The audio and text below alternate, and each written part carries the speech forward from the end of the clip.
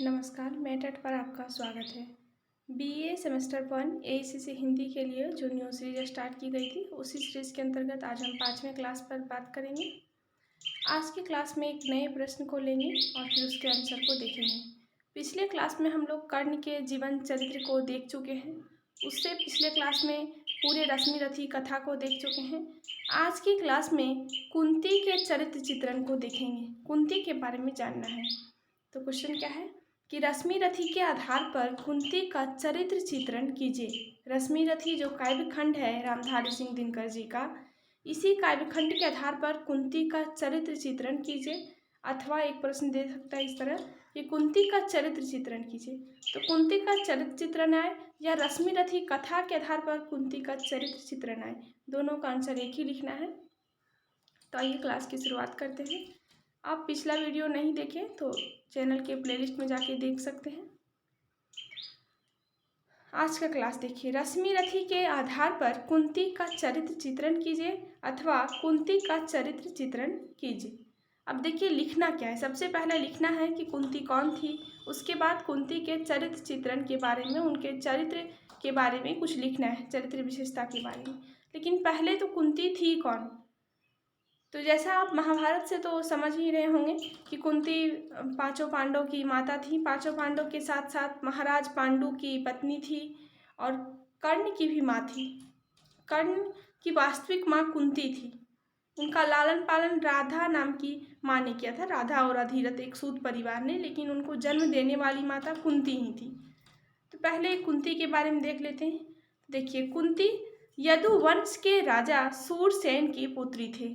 प्राचीन काल में एक वंश होता था यदुवंश। इसी यदुवंश के राजा होते थे सूरसेन। तो कुंती यदुवंश के राजा सूरसेन की पुत्री थी। बचपन में उनका नाम पृथा था। देखिए, शुरुआत में कुंती का नाम कुंती नहीं था बल्कि पृथा था। हो सकता है एग्जाम में आ जाए कि कुंती के बचपन का नाम क्या था। तो कुंती के बचपन का नाम पृथा था। और वह किनकी पुत्री थी, तो यदुवंश के राजा। यदुवंश एक वंश था, जैसा पढ़ते हैं आप लोग मौर्य वंश, नंद वंश, उसी तरह यदुवंश एक वंश था और इसी वंश के राजा थे सूरसेन। और सूरसेन की पुत्री थी कुंती। अब आगे देखिए, बचपन में उनका नाम पृथा था। राजा सूरसेन के फुफेरे भाई कुंती भोज निसंतान थे। उन्होंने कुंती को गोद ले लिया और उसका पालन पोषण किया। क्या लिखा हुआ है कि कुंती यदुवंश के राजा सूरसेन की पुत्री थी। बचपन में उनका नाम पृथा था। अब राजा सूरसेन के एक फुफेरे भाई थे जिनका नाम कुंती भोज था। क्या था? कुंती भोज नाम था।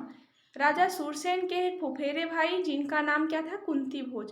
कुंती भोज निसंतान थे, इन्हें एक भी संतान नहीं था। तो क्या किए, कुंती को एक गोद ले लेते हैं। किनसे? तो अपने फुफेरे भाई राजा सूरसेन से। उन्होंने कुंती को गोद ले लिया और उसका पालन पोषण किया। तो पूछेगा कि कुंती का पालन पोषण करने वाले पिता, तो कुंती भोज। कुंती भोज इनको गोद लिए तो अब इनके पिता हो गए कुंती भोज, इसलिए इनका नाम कहलाया कुंती। लेकिन प्रारंभ में इनका नाम क्या था? पृथा। तो कुंती यदुवंश के राजा सूरसेन की पुत्री थी। बचपन में इनका नाम पृथा था। राजा सूरसेन के एक फुफेरे भाई कुंती भोज थे जो कि निसंतान थे, इन्हें एक भी बच्चा नहीं था। तो इन्होंने क्या किया, कुंती को गोद ले लिया। कुंती को गोद लेने के बाद उसका लालन पालन किया और इसी समय से इनका नाम कहलाया कुंती। पृथा का नाम क्या कहलाया? कुंती, क्योंकि इनको गोद लेने वाले इनके पिता के कौन थे? कुंती भोज। अब आगे देखिए, रश्मि रथी कथा के आधार पर कुंती के चरित्र, कुंती के जीवन चरित्र को निम्नलिखित प्रकार से देख सकते हैं। अब यहाँ आपको और कुछ लिखने का मन हो तो लिख सकते हैं कि पांडव की माता थी। पांडव, महाभारत के अनुसार पांडव की माता कुंती थी। कर्ण की भी माता थी। महाराज पांडु की पत्नी थी। लेकिन इतना परिचय काफी है कि कुंती कौन थी। तो कुंती यदुवंश के राजा सूरसेन की पुत्री थी। बचपन में उनका नाम पृथा था। राजा सूरसेन के फुफेरे भाई कुंती भोज निसंतान थे। उन्होंने कुंती को गोद ले लिया और उसका पालन पोषण कराया। उसी समय से पृथा का नाम कुंती कहलाया। अब आगे लिखना है कि रश्मि रथी कथा के आधार पर कुंती के जीवन चरित्र को निम्नलिखित प्रकार से देख सकते हैं। क्या लिखना है कि कुंती के जीवन चरित्र को लिखना है। तो सबसे पहला पॉइंट क्या लिखेंगे कि लोक लाज से विवश नारी, यानी मर्यादा से घिरी हुई थी, मर्यादा के बंधनों से घिरी हुई थी कुंती। लोक लाज से विवश नारी। अब कैसे, इसको समझाना भी पड़ेगा कि है कैसे। तो कुंती लोकलाज से भयभीत नारी का प्रतीक है। कौमार्य अवस्था में सूर्य के प्रताप से वे एक शिशु को जन्म देती हैं, लेकिन लोक निंदा के डर से वह उस बच्चे को एक मंजूषा में बंद करके नदी में प्रवाहित कर देती हैं। कर्ण के विषय में आप लोग क्या पढ़ने को मिला? कर्ण के विषय में आप लोग पढ़े कि वहाँ कुंती को कौमार्य अवस्था में भगवान सूर्य के आशीर्वाद से क्या होता है कि एक पुत्र प्राप्ति होता है, लेकिन वह क्या करती हैं, अपने समाज के डर से उसे नदी में प्रवाहित कर देती हैं।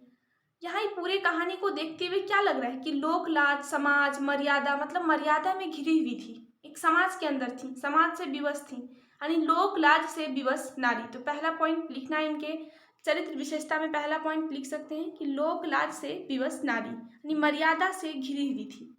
कुंती लोकलाज से भयभीत नारी का प्रतीक है। कुमारावस्था में सूर्य के प्रताप से एक शिशु को जन्म देती है, लेकिन लोक निंदा के डर से वह उस बच्चे को मंजूषा में बंद करके नदी में प्रवाहित कर देती है, नदी में बहा देती है। इससे स्पष्ट जाहिर हो जाता है कि कुंती मर्यादा में घिरी थी, अपने समाज की मर्यादा से विवश थी। नहीं तो कोई माँ क्यों अपने बच्चे को प्रवाहित करेगा, क्यों बहाएगा? यह इनको लगा कि समाज क्या बोलेगा, और समाज के डर से यह नदी में प्रवाहित कर देती हैं, बहा देती हैं, एक मंजूषा में बंद करके। तो पहला पॉइंट लिखना है लोक लाज से विवश नारी। अब दूसरा पॉइंट क्या है? ममतामयी माता। वैसे तो सभी माता ममतामयी होती हैं, लेकिन कुंती का भी चारित्रिक विशेषता में लिखना है कि ममतामयी माता, यानी ममता से घिरी हुई थी। देखिए, कुंती ममतामयी माता का प्रतीक है। कुंती को जब यह मालूम हुआ कि कर्ण और उसके 5 पुत्रों के मध्य युद्ध होने वाला है, तो वह अपने आगे देखिए, अपने आप को रोक ना सकी और कर्ण को मनाने उसके पास पहुंचती है। क्या होता है कि जब कुंती को पता चलता है कि उसके 5 पुत्र और कर्ण के बीच युद्ध होने वाला है, क्योंकि कर्ण किसके साइड था? दुर्योधन के साथ। और युद्ध यहाँ कहाँ हो रहा था? दुर्योधन यानी कौरव और पांडव के बीच, जबकि कर्ण था कौरव के पक्ष में।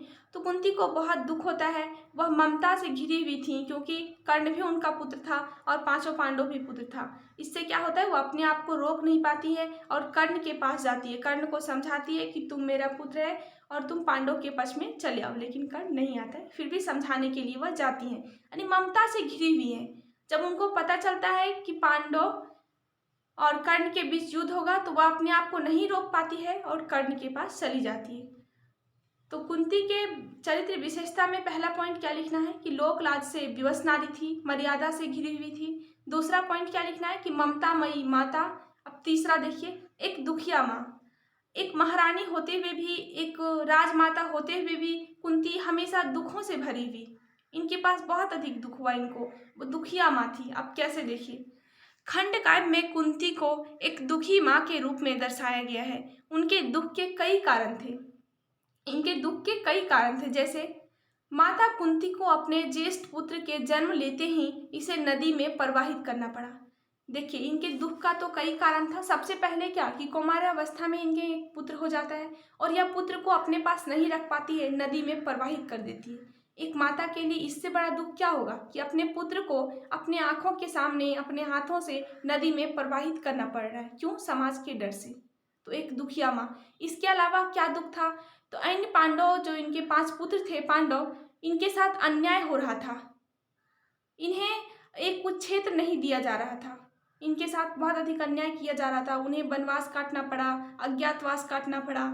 इसके साथ साथ बहुत कम आयु में इनके पति महाराज पांडु की मृत्यु हो गई, तो बहुत अधिक दुख था। लेकिन यहाँ तो रश्मिरथी कथा के आधार पर लिखना है, तो केवल कर्ण के बारे में लिख दीजिए कि जैसे एग्जाम्पल में कि माता कुंती को अपने ज्येष्ठ पुत्र मतलब कर्ण के जन्म लेते ही इसे नदी में प्रवाहित करना पड़ा। तो एक माता के लिए इससे बड़ा और दुख क्या हो सकता है? तो एक दुखी माँ के रूप में कुंती को दिखाया गया है रश्मिरथी काव्य खंड में। अब अगले पॉइंट को लिखते हैं, बुद्धिमान नारी। कुंती एक बुद्धिमान नारी थी। अब देखिए कैसे, कुंती एक बुद्धिमान नारी थी। वह अवसर को पहचानने और दूरगामी परिणाम जानने में सक्षम थी। देखिए, कुंती एक बुद्धिमान नारी थी, उनको पता था कि आगे क्या होने वाला है और इसका परिणाम क्या होगा। एक बार जब वह कर्ण के पास जाती हैं, एक कहानी है, तो कर्ण पूछता है कि आपने कैसे पहचाना कि मैं आपका पुत्र हूँ?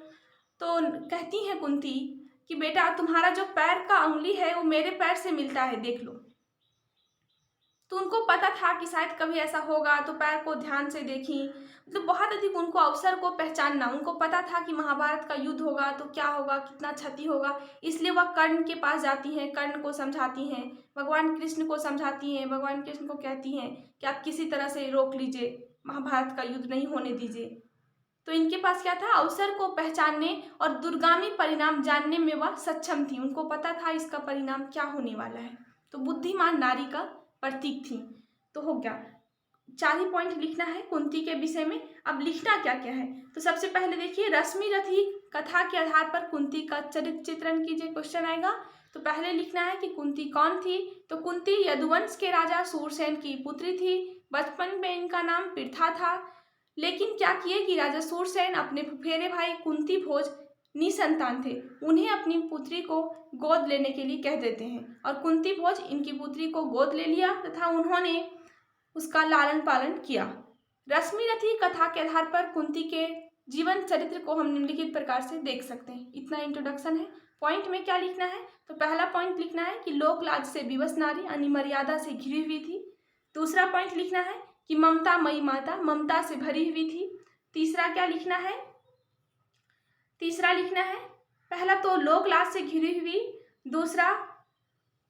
दूसरा था ममतामयी माता, तीसरा क्या है, एक दुखिया माँ, और चौथा क्या है, बुद्धिमान नारी। तो आज के क्लास में इतना ही, फिर मिलते हैं अगले वीडियो में। Thank you.